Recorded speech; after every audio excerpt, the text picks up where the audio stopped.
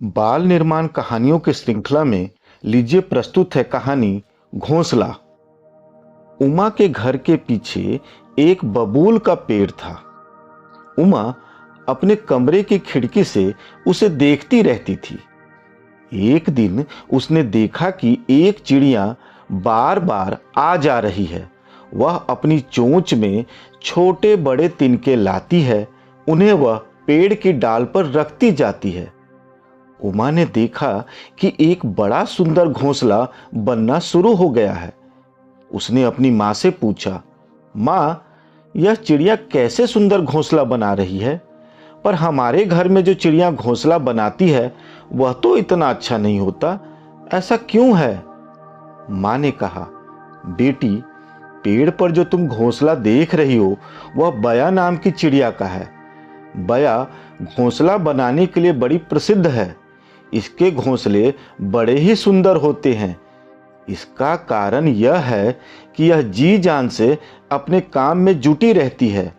यह अपने काम को पूरी मेहनत और लगन के साथ करती है, इससे इसका काम अच्छा होता है।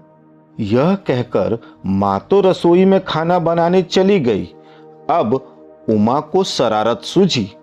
उसने खिड़की में से एक डंडा डाला, डंडे से धीरे धीरे हिलाकर घोंसला गिरा दिया। इतने में दाना चुगकर चिड़िया वापस आई। उसने देखा कि घोंसला टूटा पड़ा है, कुछ तिनके बिखर गए हैं, कुछ हवा में उड़ गए हैं। अपनी मेहनत यूं बेकार होती देख बया को बड़ा दुख हुआ। वह थोड़ी देर तक ची ची करके रोती रही।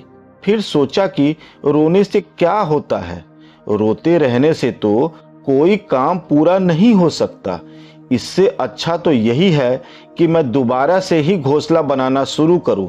और वह फिर से अपने काम में जुट गई।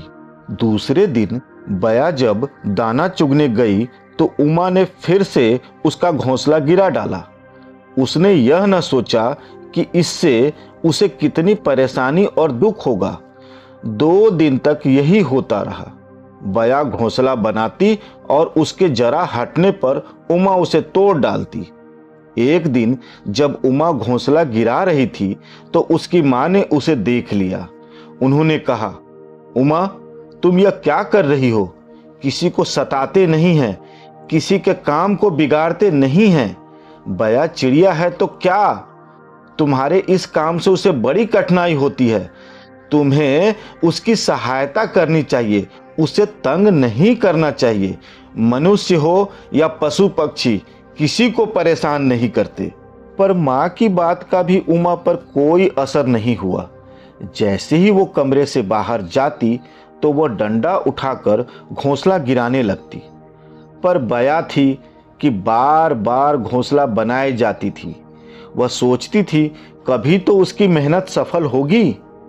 माँ ने देखा उमा गलत काम करती जा रही है, वह उनकी बात भी नहीं सुन रही है।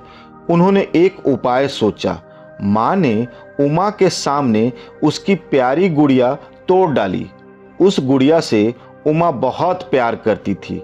प्यारी गुड़िया के 2 टुकड़े देखकर वह बड़ी दुखी हुई। वह फूट फूट कर रोने लगी।